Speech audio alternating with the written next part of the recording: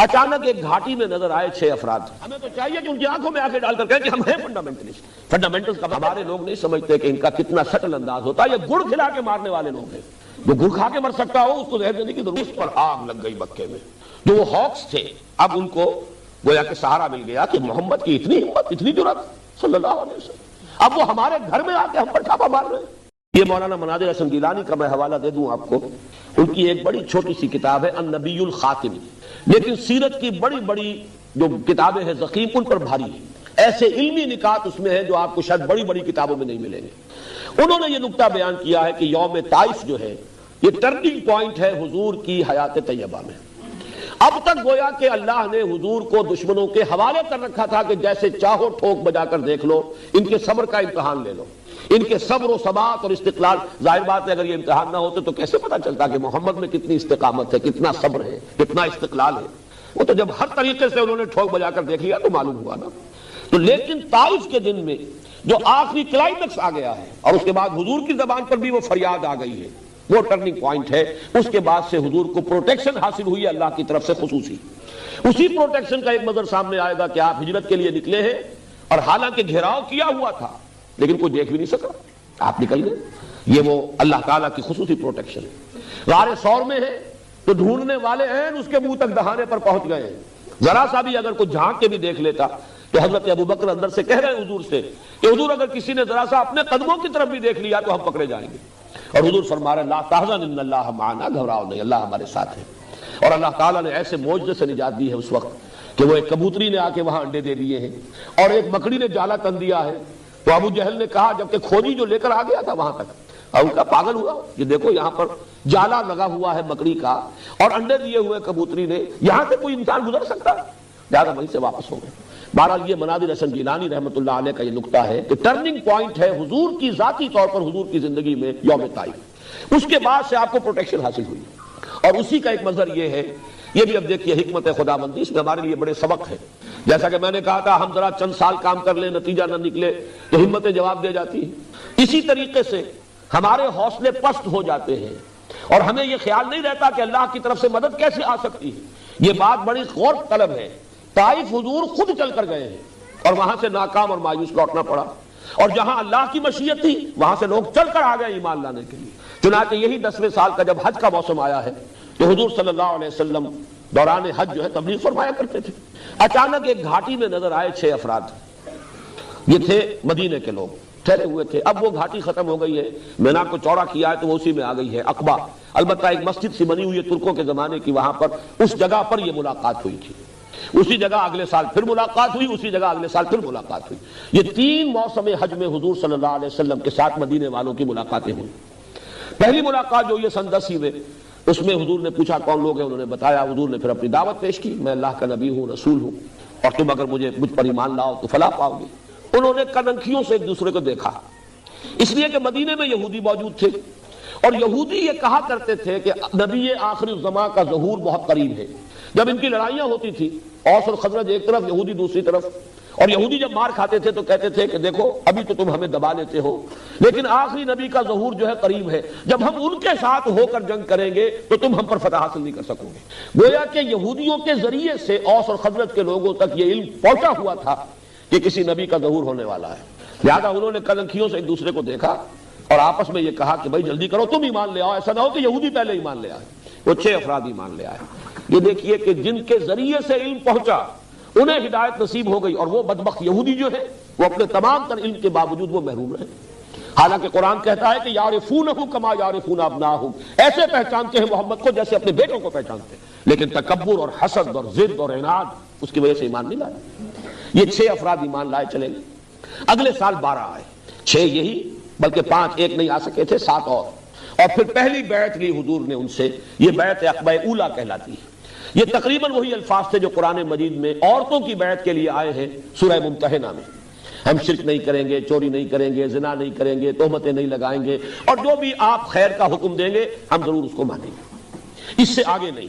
انہوں نے کہا کہ حضور اب ہم تو سال بسال آتے ہیں, ظاہر بات ہے کہ عرب میں تو سفر کرنا آسان تھا ہی نہیں, اگلے سال حج میں ملاقات ہوگی, آپ ہمیں کوئی اپنا شاگرد دے دیجئے جو ہمیں قرآن پڑھائے. وہ حضرت مصعب بن عمیر رضی اللہ تعالیٰ عنہ جو گھر سے نکال دیے گئے تھے مادرزاد برہنہ, جو اب زندگی بسر کر رہے ہیں نہایت اسرت کی، حضور نے حکم دیا مصحف جاؤ، اور اس کے بعد حضرت عبداللہ ابن مکتوم کو بھی بھیج دیا رضی اللہ تعالی عنہما۔ 1 سال تک ان دونوں نے جو دعوت و تبلیغ کی، وہاں قرآن پڑھایا لوگوں کو، تو اگلے سال 72 مرد اور 3 عورتیں آ گئے، انہوں نے بیعت کی۔ یہ ہے وہ بیعت عقبہ ثانیہ جس میں حضور نے عہد لے لیا۔ انہوں نے کہا آپ آئیے ہمارے ہاں، اگر یہ لوگ آپ کی جان کے درپے ہیں آپ آئیے، ہمارا گھر حاضر ہے، ہمارا شہر حاضر ہے، اور اگر یہ لوگ وہاں آ کر حملہ کریں گے تو ہم آپ کی ایسی حفاظت کریں گے جیسی اپنے بال بچوں کی کرتے ہیں، اہل و عیال کی کرتے ہیں۔ اس وقت حضور نے بیعت لی، وہ بیعت میں بیان کر چکا ہوں، جو بعد میں حضرات آئے ان کے لیے دہرا رہا ہوں۔ حضرت عبادہ ابن صامت ان دونوں بیعتوں میں موجود تھے، بیعت عقبہ اولیٰ میں بھی، بیعت عقبہ ثانیہ میں بھی، اور ان کی روایت ہے جو مسلم شریف میں بھی ہے اور بخاری شریف میں بھی۔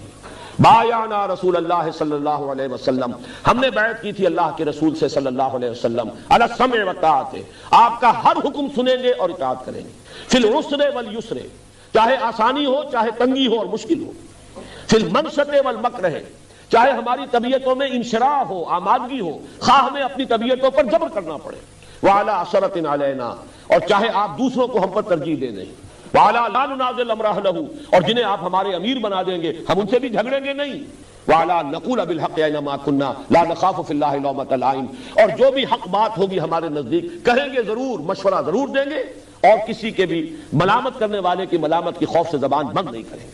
اب وقت نہیں ہے میں آپ کو بتاتا، اس ایک حدیث میں پورا کانسٹیٹیوشن موجود ہے کسی اسلامی انقلابی جماعت کا، صرف اس فرق کے ساتھ کہ یہاں حضور کی اطاعت تھی مطلق، اب جس کی بھی اطاعت ہوگی وہ علی السمع والطاعۃ فی المعروف، دین کے دائرے کے اندر اندر، شریعت کے دائرے کے اندر اندر جو حکم بھی دیں گے مانیں گے۔ پھر آپ کو معلوم ہے جھگڑا یہی ہوتا ہے جماعتوں میں، سینئر میں ہوں، اس کو کیوں امیر بنا دیا؟ یہاں پہلے ہی حضور نے گویا کہ ان سے یہ طے کرا لیا آپ کو اختیار کلی حاصل ہے، جس کو چاہیں امیر بنائیں، ہم اس پر جھگڑیں گے نہیں۔ چنانچہ حضور نے اس وقت ان میں 12 نقیب مقرر کیے، میں نے کل بھی ذکر کیا تھا، 9 خزرج کے 3 اوس کے، کہ یہ ذمہ دار ہوں گے اور یہ نگرانی کریں گے تمہارے معاملات کی۔ یہ تمہید بن گئی ہجرت کی۔ چنانچہ اس کے بعد حضور صلی اللہ علیہ وسلم نے صحابہ کرام کو تو اجازت پہلے سے دے دی، جاؤ، ایک ایک کر کے قافلے جا رہے ہیں صحابہ کے، اور وہ ہجرت کر کے مدینہ منورہ پہنچ رہے ہیں، خود منتظر رہے۔ یہ نکتہ بھی میں چاہتا ہوں کہ آپ کو سمجھا دوں، رسول جس جگہ پر مبعوث کیا گیا ہو اللہ تعالیٰ کی واضح اجازت کے بغیر وہاں سے ہل نہیں سکتا۔ یہی بس کچھ جلدی کا معاملہ کیا تھا حضرت یونس علیہ السلام نے، اپنی قوم کو اللہ تعالیٰ کی طرف سے اجازت آئے بغیر چھوڑ کر چلے گئے۔ اس پر آپ کو معلوم ہے پھر مچھلی کے پیٹ میں رہے، اور وہاں پھر انہوں نے وہ استغفار کیا، لا الہ الا انت سبحانک انی کنت من الظالمین، پھر وہ مچھلی نے انہیں اگلا ہے ساحل پر، وہ سارا معاملہ اسی وجہ سے حضور منتظر رہے۔ اور اس کا بھی ایک واقعہ آپ کو سنا دیتا ہوں، اس سے آپ کو سیرت کا ایک اور پہلو سامنے آئے گا۔ حضرت ابو بکر نے اپنے طور پر بغیر حضور کو بتائے 2 اونٹنیاں اس کے لیے تیار کی، خوب کھلا پلا کے فرما کر لیا کہ جب ہمیں جانا ہوگا تو ظاہر بات ہے تعاقب ہوگا، تکڑی اونٹنیاں ہوگی، جاندار ہوگی، تیزی کے ساتھ ہم جا سکیں گے۔ اور حضور سے پوچھتے رہتے تھے حضور اجازت آئی، حضور اجازت آئی؟ آپ فرماتے تھے نہیں ابھی اجازت نہیں آئی۔ حضرت عائشہ فرماتی ہے، بہت چھوٹی عمر تھی اس وقت، کہ ایک روز ہم نے دیکھا دوپہر کے وقت حضور چلے آ رہے ہیں، اپنے چہرے کو ڈھانپے ہوئے، ہم حیران ہوئے۔ یہ دوپہر کے وقت عرب میں کہیں جانا، کسی کو وزٹ کرنا، یہ اس وقت ہی سے بہت ہی یعنی غیر معمولی اور معیوب بات سمجھی جاتی ہے۔ قیلولہ جو ہے وہ عرب کے مزاج میں ہمیشہ سے ہے، بہرحال بہت ہی غیر معمولی بات تھی۔ حضور تشریف لایا، آپ نے فرمایا اجازت آ گئی ہے۔ حضرت ابو بکر خوش ہوئے، اور جیسے کہ کوئی شخص جو کسی نے کوئی محنت کی ہو، پھر وہ اپنے اس محنت کے اوپر اسے کوئی خوشی ہوتی ہے کہ میں نے اس وقت کے لیے تیاری کی ہوئی ہے، میں بتاؤں گا حضور کو کہ میں نے 2 اونٹنیاں تیار کی ہوئی ہیں۔ حضرت ابو بکر نے فرمایا کہ حضور میں نے 2 اونٹنیاں تیار کی ہوئی ہیں۔ حضور نے توقف فرمایا اور پھر یہ فرمایا اچھا 1 اونٹنی میں استعمال کروں گا لیکن میں اس کی قیمت ادا کروں گا۔ حضرت عمر رو پڑے، انہوں نے عرض کیا کہ یا رسول اللہ، کیا یہ جسم اور جان اور یہ مال آپ کے سوا کسی اور کے لیے ہے؟ آپ میرے ساتھ بھی یہ مغایرت برت رہے ہیں، لیکن یہ غیرت ہے محمد الرسول اللہ صلی اللہ علیہ وسلم کی۔ یہ نہیں کہ جیسے ہمارے ہاں کے مذہبی جو بھی آج کل کی سیادتیں ہیں، قیادتیں ہیں، وہ تو سمجھتے ہیں کہ کام ہی یہ ہے کہ نذرانے پیش ہوتے رہے اور ہم نذرانے قبول بھی کر لیں تو بہت بڑا ہمارا احسان ہے۔ یہاں یہ ہے کہ ابو بکر رضی اللہ تعالی عنہ جو خسر بھی ہو چکے، اس لیے کہ نکاح ہو چکا تھا حضرت عائشہ سے، ابھی جو ہے رخصتی نہیں ہوئی تھی، لیکن یہ کہ حضرت ابو بکر کبھی یہ احسان لینا گوارا نہیں کیا۔ بہرحال ہجرت کے بعد اب حضور صلی اللہ علیہ وسلم کی اس انقلابی جد و جہد کا 5واں مرحلہ شروع ہوا۔ اس کو بھی سیرت نگاروں نے اصل میں بالکل چھپانے کی کوشش کی۔ اس کی وجہ کیا ہے کہ مغرب نے ہمارے خلاف بڑے پروپیگنڈے کیے، جیسے آج بھی یہاں گلف نیوز کے اندر ایک مضمون چھپا ہے، پین اسلام اور فنڈامنٹلزم، یہ کچھ ان لوگوں کا طریقہ یہ ہے کہ کچھ الفاظ کو گالی بنا دیتے ہیں وہ، اور پھر ہمارے اندر وہ ذہنیت پیدا ہو جاتی نہیں نہیں یہ ہم فنڈامنٹلسٹ نہیں ہیں. جیسے کہ ہمارے بھی وزیر اعظم صاحب جو ہے نواز شریف صاحب، انہوں نے کہا میں فنڈامنٹلسٹ نہیں ہوں. میں نے کہا خدا کے بندے یہ تو بہت بڑی غلط بات ہے جو کہہ رہے ہیں. ہم فنڈامنٹلسٹ ہیں، ہمیں تو چاہیے کہ ان کی آنکھوں میں آنکھیں ڈال کر کہیں کہ ہم ہیں فنڈامنٹلسٹ. فنڈامنٹلس کا مطلب کیا ہے؟ بنیادی چیزیں. ہمارے اصول جو ہے انہیں ترک کرنے کے لیے تیار نہیں ہے. تمہیں پسند نہ ہو نہ ہوا کرے. بہرحال اسی طرح کا ایک پروپیگنڈا کیا مغرب نے کہ اسلام تو تلوار سے پھیلا ہے، جہاد اور قتال سے پھیلا ہے. اسلام میں تو اصل جو تبلیغ ہوئی ہے وہ طاقت سے ہوئی ہے. اس کے جواب میں ہمارے سیرت نگار، یہاں تک کہ علامہ شبلی نعمانی جیسے لوگ بھی متاثر ہوئے، اس ہر دور کی ایک چھاپ ہوتی ہے. تو انہوں نے یہ کہا کہ صرف حضور نے جنگ جو کی ہے دفاعی جنگ کی ہے. یہ بات بالکل غلط ہے. حضور نے خود اقدام کیا ہے آگے بڑھے، اس لیے کہ فرض منصب ہی آپ کا تھا دین کو قائم کرنا، غالب کرنا. اس کی جد و جہد تو آپ کے ذمہ تھی، جیسا کہ میں کل تفصیل سے بیان کر چکا ہوں. جو حضرات نہیں تھے وہ کل کا ویڈیو یا آڈیو لے کر اس کو دیکھ لیں، سن لیں کہ حضور کا تو مقصد بعثت جو ہے خاص وہ ہے ہی ہے کہ دین کو غالب کرنا ہے. لہذا حضور صلی اللہ علیہ وسلم معاذ اللہ مکے سے بھاگ کر جان بچا کر کسی پناہ گاہ کی تلاش میں نہیں گئے تھے، بلکہ آپ کو تو مدینے کی شکل میں اللہ نے آلٹرنیٹ بیس دیا تھا اپنی سٹرگل کو لانچ کرنے کے لیے، اپنی انقلابی جد و جہد کو اثر نو شروع کرنے کے لیے. اگر مکے میں امکان نہیں رہا تو مدینے کو آپ نے بیس بنایا. لہذا یہ جو تھوڑا سا وقت ہے حضور صلی اللہ علیہ وسلم کی ہجرت فرما کر مدینے تشریف لے جانے اور غزوہ بدر، اس کے درمیان 18 مہینے کا فصل ہے. میں چاہتا ہوں کہ ان 18 مہینوں کے بارے میں چند باتیں آپ نوٹ کر لیں. 6 مہینے تو حضور نے جا کر لیے ہیں، جس کو میں کہتا ہوں کہ انٹرنل کنسولیڈیشن ایٹ مدینہ. مدینے میں جا کر آپ نے اپنی پوزیشن کو مستحکم کیا. 3 کام بہت اہم ہیں. نمبر 1، مسجد نبوی کی تعمیر ہو گئی، اسی کے ساتھ حجرہ ہو گیا. حضور کی اپنی رہائش بھی ہے، مسجد ہے، یہی گورنمنٹ ہاؤس ہے، یہی حضور کی تربیت گاہ ہے، یہی خانقاہ ہے، یہی تعلیم گاہ ہے، یہی اصحاب صفہ آئیں گے، بیٹھیں گے، تعلیم حاصل کریں گے، یہی سے جیش روانہ ہوں گے. گویا کہ ایک مرکز جو ہے اس کے لیے وجود میں آ گیا. نمبر 2، آپ نے انصار اور مہاجرین میں مواخات کر دی. اہم ترین کام تھا یہ. اگر یہ دونوں طبقے مدینے میں علیحدہ علیحدہ رہتے تو وہ قبائلی دور ہے، پھر اس کے اندر ہر وقت امکان تھا کہ کسی نہ وقت کوئی اختلاف پیدا ہوتا، کوئی جھگڑا شروع ہو جاتا، جیسے کہ بعد میں منافقین کوشش کرتے بھی رہے. اور بسا اوقات ایسا ہوا ہے کہ کسی ایسی بات کا معاملہ آ گیا کہ جس کے بنا پر جذبات جو ہے جوش میں آ گئے، تلواریں کھنچ گئی. وہ تو حضور صلی اللہ علیہ وسلم نے پہلے یہ کام نہ کر لیا ہوتا تو شاید وہاں یہ صورتحال جو ہے پیش آ جاتی بہت جلد. حضور نے ایک انصاری ایک مہاجر کو بھائی بنا دیا. مواخات. اور اس مواخات کے وہ نمونے دنیا نے دیکھے کہ مثلا جس انصاری کو کہا یہ تمہارا بھائی ہے، وہ لے گیا اپنے بھائی کو مہاجر کو، دکان آدھی کر دی، مکان آدھا کر دی. میری یہ دکان ہے، بیچ میں دیوار کھڑی کرتا ہوں، آدھی تمہاری ہے آدھی میری ہے. یہاں تک کہ بات بڑی عجیب لگے گی بہت سے لوگوں کو، لیکن یہ واقعہ ہے. ایک انصاری اپنے مہاجر بھائی کو گھر لے گئے، کہا میری 2 بیویاں ہیں، جو تمہیں پسند ہو میں اسے طلاق دے دیتا ہوں، تم شادی کر لو. میں یہ گوارا نہیں کر سکتا کہ میرے گھر میں 2 بیویاں ہوں اور میرا بھائی جو ہے جس کو اللہ کے رسول نے میرا بھائی بنایا ہے اس کا گھر آباد نہ ہو. یہ نوٹ کر لیجئے، ابھی حجاب کا حکم نہیں آیا تھا. وہ تو حجاب کا حکم تو صرف 5 ہجری میں جا کر آئے گا. اس وقت تک پردہ نہیں تھا، عرب معاشرے میں کوئی پردہ نہیں تھا. لہذا اس میں کوئی تعجب والی بات نہیں ہے جو میں آپ کو بتا رہا ہوں کہ جا کے کھڑا کر دیا ہے میری 2 بیویاں، جو تمہیں پسند ہو میں اسے طلاق دے دیتا ہوں. یہ مواخات یہ بھی بہت بڑا کارنامہ ہے. میں یہاں آپ کو نوٹ کرا دوں، مونٹگومری واٹ ایک ابھی زندہ ہے شخص، بہت بوڑھا ہے، پروفیسر ہے انگلینڈ میں. اس نے حضور کی سیرت پر 2 کتابیں لکھی ہیں، محمد at Mecca, Muhammad at Medina. اور در حقیقت جو تقسیم اس نے کی ہے وہ ایک تضاد کو دکھانے کے لیے. حضور کا جو دور مکی ہے اس میں دعوت، تبلیغ، تلقین، پرسیکیوشن پر صبر، کوئی جوابی کارروائی نہیں. یہ گویا کہ نقشہ ان کے خیال میں یہ تو ایک نبی یا داعی یا ریفارمر کا نقشہ ہے. لیکن مدینے میں آ کر تو اب آپ کے ہاتھ میں تلوار ہے، اب آپ حاکم ہیں، اب آپ قاضی القضات بھی ہیں. یہ دوسری شان ہے محمد الرسول اللہ صلی اللہ علیہ وسلم کی. اس نے ان دونوں میں جو فرق و تفاوت ہے اسے نمایاں کرنے کے لیے، ہائی لائٹ کرنے کے لیے اس نے 2 کتابیں علیحدہ لکھی، محمد at Mecca, Muhammad at Medina. مکے والا محمد کوئی اور ہے، مدینے والا کوئی اور ہے. معاذ اللہ. ہمارے لوگ نہیں سمجھتے کہ ان کا کتنا سٹل انداز ہوتا ہے. یہ گڑ کھلا کے مارنے والے لوگ ہیں. جو گڑ کھا کے مر سکتا ہو اس کو زہر دینے کی ضرورت کیا ہے؟ ضیاء الحق صاحب نے بھی بلایا تھا اس شخص کو، اور اس کو جو انٹرنیشنل وہ سیرت کانفرنس ہے اس میں خاص طور پہ مدعو کیا تھا، حالانکہ اس کے اندر زہر بھرا ہوا ہے اس شخص کے اندر. اس لیے کہ یہ ٹوائنبی کا شاگرد ہے، اور ٹوائنبی کا ایک جملہ ایسا ہے جس کی گویا کہ اس نے شرح کر دی ہے ان 2 کتابوں میں. ٹوائنبی کا جملہ یہ ہے، محمد failed as a prophet but succeeded as a statesman. یعنی مکے میں جو نقشہ ہے محمد الرسول اللہ کا وہ تو نبیوں والا ہے. جیسے حضرت مسیح دعوت دیتے تھے، تلقین کرتے تھے، نصیحت کرتے تھے. جیسے حضرت مسیح نے کہا تھا کوئی تمہارے داہنے گال پر تھپڑ مارے بایاں بھی پیش کر دو. کوئی تمہیں اگر ایک بیگار میں 1 کوس لے جانا چاہے تم 2 کوس اس کے ساتھ جاؤ.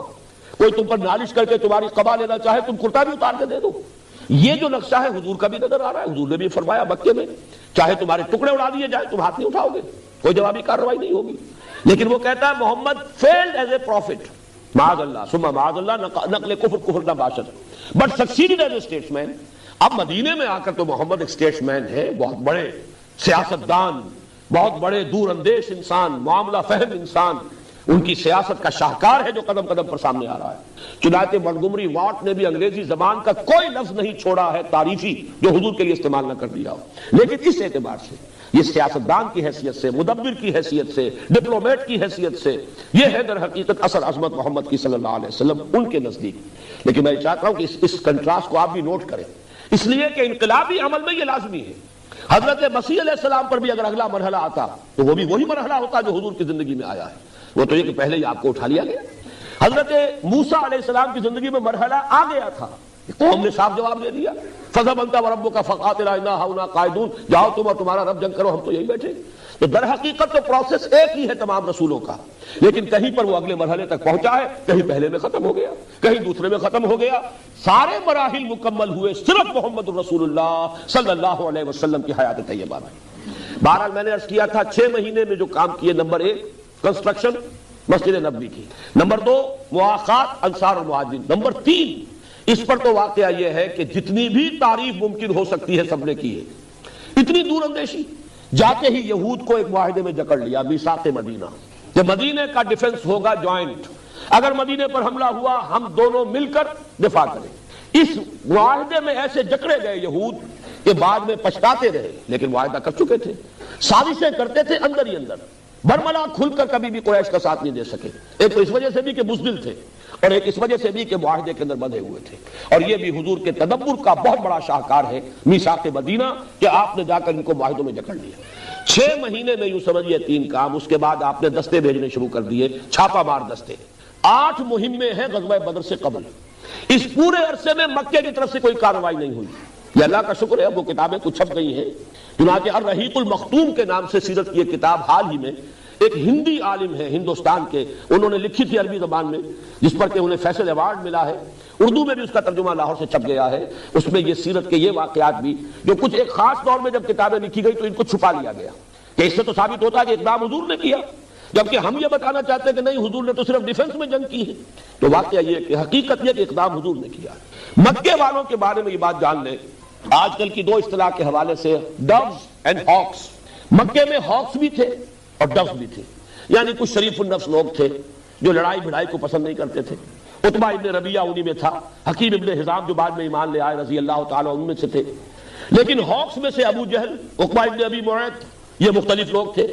یہ زور لگا رہے تھے کہ اب یہ محمد اور ان کے ساتھی جو مدینے چلے گئے ہیں، ہمیں انہیں مہلت نہیں دینی چاہیے اور حملہ کرنا چاہیے مدینے پر، وہاں ان کا تعاقب کر کے انہیں ختم کرنا چاہیے. لیکن عقبہ ابن ابی معیط اور ابو جہل کی ان تمام باتوں کے خلاف عتبہ ابن ربیعہ ڈٹا ہوا تھا، بڑا سردار تھا. اور اس کا ایک جملہ میں آپ کو سنانا چاہتا ہوں جس سے اس کی ذہانت کا آپ کو اندازہ ہو. انہوں نے کہا دیکھو قریش، محمد اور ان کے ساتھی یہاں سے چلے گئے، ہمارے سر سے بلا ٹل گئی، اب تم محمد کو عرب کے حوالے کر دو، بقیہ عرب اب وہاں جا کے تبلیغ کریں گے نا. جو ہمارے ہاں تصادم ہو رہا تھا وہ وہاں ہوگا. اس تصادم میں اگر عرب محمد پر غالب آ جائیں صلی اللہ علیہ وسلم اور انہیں ختم کر دیں تو جو تم چاہتے ہو وہ ہو جائے گا، اور تمہیں اپنے بھائی بندوں کے خون میں اپنی تلواریں رنگنی نہیں پڑیں گی، وہ ختم کر دیں گے. اور اگر محمد غالب آ جائے عرب پر تو بھی اپنا کون سا نقصان ہے، اپنا ہی آدمی ہے نا، اپنے ہی قریش کا فرض ہے، پورے عرب پر اپنی حکومت قائم ہو جائے گی. اس طرح کا سلسلہ ابھی مکے میں چل رہا تھا، گفت و شنید چل رہی ہے. لیکن حضور نے اقدام فرمایا، آپ نے دستے بھیجنے شروع کر دیے. اور یہ کہ جو بھی کیروان روٹ تھا جو میں عرض کر چکا ہوں، قریش کی تو ساری جو ہے ان کی آمدنی کا ذریعہ یا تو یہ کہ مکے کے اندر جو چڑھاوے چڑھتے تھے بتوں کے، اور یا وہ ان کی تجارتی قافلے.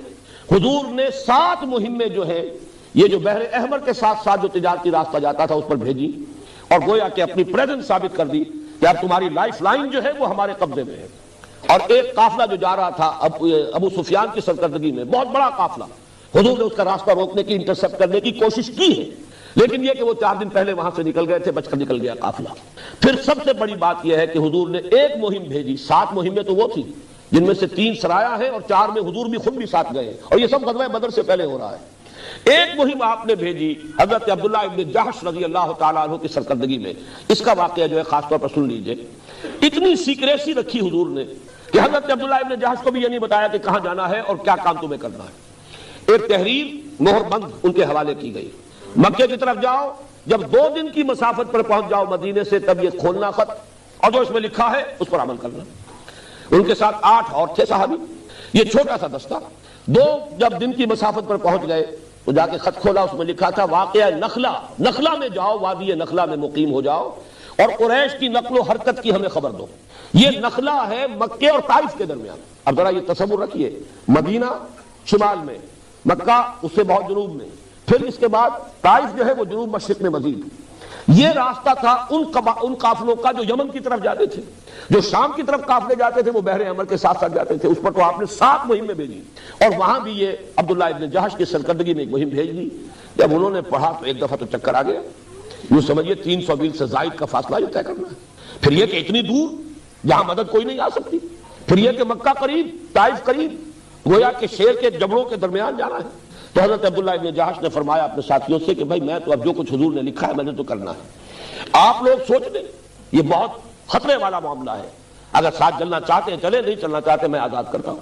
انہوں سب نے کہا نہیں ہم بھی آپ کے ساتھ ہیں۔ وہاں گئے، اتفاق سے قافلہ آ رہا تھا قریش کا، اس سے بڑی بھیڑ ہو گئی، اس پر انہوں نے حملہ کیا، ایک مشرک مارا گیا، عامر بن عبداللہ الحضرمی، مکے کا مشرک۔ 2 بھاگ گئے، 2 کو یہ قید کر کے لے آئے، حضور کے پاس آئے تو حضور نے فرمایا کہ عبداللہ میں نے تمہیں جنگ کی اجازت تو نہیں دی تھی، لیکن وہ تو ہو گئی۔ جیسے کہ آپ کو معلوم ہے بسا اوقات ایسی سچویشن ہو جاتی ہے کہ آپ نہ بھی چاہیں تو جنگ کرنی پڑتی ہے، آئدر کل اور بی کلڈ، یا تو دوسرے کو قتل کر دو ورنہ قتل ہونا پڑے گا۔ تو کوئی ایسی سچویشن ہو گئی کہ اگرچہ حکم نہیں تھا کہ تم جنگ کرو، لیکن یہ کہ جنگ ہوئی، اور پہلا قتل جو ہوا ہے ہجرت کے بعد، نوٹ یہ کرا رہا ہوں، وہ مسلمانوں کے ہاتھوں ایک مکی مشرک کا ہوا ہے۔ اس پر آگ لگ گئی مکے میں، جو وہ ہاکس تھے اب ان کو گویا کہ سہارا مل گیا کہ محمد کی اتنی ہمت، اتنی جرأت صلی اللہ علیہ وسلم، اب وہ ہمارے گھر میں آ کے ہم پر چھاپا مار رہے ہیں۔ مکہ نہیں، مکے کے بھی جنوب میں نخلہ کی وادی میں انہوں نے حملہ کیا ہمارے قافلے پر، اور ہمارا ایک آدمی مار دیا اور 2 کو قیدی بنا کے لے گئے۔ لہذا ابو جہل نے گویا کہ پوری تیاریاں شروع کر دی، اور وہ جو تھے جن کو میں ڈوز کہہ رہا ہوں، جو جنگ نہیں چاہتے تھے، اب ظاہر بات ہے انہیں خاموش ہونا پڑا۔ اس جلتی پر تیل کا کام کیا۔ ابو سفیان اب قافلہ واپس لے کر آ رہے تھے، میں ادب سے نام اس لیے لے رہا ہوں اگرچہ اس وقت مشرک تھے، کافر تھے، بعد میں ایمان لے آئے ہیں، صحابی ہیں، وہ اب قافلہ لے کر واپس آ رہے تھے۔ انہیں اندیشہ ہوا کہ اب پھر محمد یا ان کے ساتھی صلی اللہ علیہ وسلم و رضی اللہ تعالیٰ عنہ مجمعین ہو سکتا ہے قافلے پر حملہ کرے، تو جسے آپ کہتے ہیں SOS کال، وہ انہوں نے بھیجی وہاں سے کہ اسکورٹ کا بندوبست کرو، مجھے خطرہ ہے محمد کے آدمیوں سے کہ جب بدر کے پاس سے میں گزروں گا تو مجھ پر حملہ ہو سکتا ہے۔ یہ ادھر سے یہ ہلکارا بھی آ گیا۔ یہ ہے وہ حالات جن میں کہ اب شروع ہوا در حقیقت حضور کی انقلابی جدوجہد کا آخری مرحلہ، آرم کانفلکٹ۔ یہ 5واں مرحلہ جو 1.5 سال پر محیط ہے، اس میں حضور نے خود آگے بڑھ کر مکے والوں کے خلاف انیشیٹو لیا ہے۔ اس کو اچھی طریقے سے سمجھ لینا چاہیے۔ کیوں لیا ہے؟ ظاہر بات ہے کہ حضور صلی اللہ علیہ وسلم کو جان بچا کر مکے مدینے نہیں گئے تھے، بلکہ اصل تو ہے دین کو غالب کرنے کا فرض منصب جو ادا کرنا ہے۔ گھر پہ جا کے مکے میں آرام سے ٹھنڈی چھاؤں میں تو بیٹھنا نہیں تھا۔ تو آج کی اس طرح میں آپ کو میں سمجھا دوں کہ آپ نے جو 2 کام کیے وہ کیا تھے۔ جب آپ نے 8 مہمیں بھیجی، ایک تو یہ کہ اکنامک بلاکیڈ ہو گیا مکے کا، کہ ان کی تو ساری جو ہے آمدنی کا ذریعہ تجارت ہے، وہ قافلے کا راستہ بھی مخدوش ہو گیا جو شام جاتا ہے، اور یہاں تک کہ محمد نے تو آ کر یمن کے راستے پر چھاپا مار دیا۔ اس کو کہتے ہیں بلاکیڈ۔ آپ کو معلوم ہے 1967 کی جو جنگ ہوئی تھی، عرب اسرائیل جنگ، وہ ایلات جو بندرگاہ ہے اس کی بلاکیڈ کی تھی صدر ناصر نے، جس کے جواب میں اسرائیل نے حملہ کیا۔ یہ بلاکیڈ تو اتنی بڑی شے ہے۔ دوسرے یہ کہ حضور جہاں بھی جاتے تھے، جو قبائل وہاں آباد تھے ان سے صلح کر لیتے تھے، معاہدے کر لیتے تھے۔ یہ سارا کا سارا زون آف انفلوئنس تھا قریش کا۔ اب یہ ہے کہ جو لوگ حضور کے حلیف ہوتے جا رہے ہیں تو وہ zone of influence of Quraysh is decreasing, اور حضور کا جو ہے وہ بڑھ رہا ہے۔ اس کو آپ کہیں گے political isolation of Mecca and economic blockade of Mecca. یہ دونوں کام حضور نے کیے ہیں ان 18 مہینوں کے دوران، اور اس کے نتیجے میں اب وہ کانفلکٹ شروع ہوا ہے۔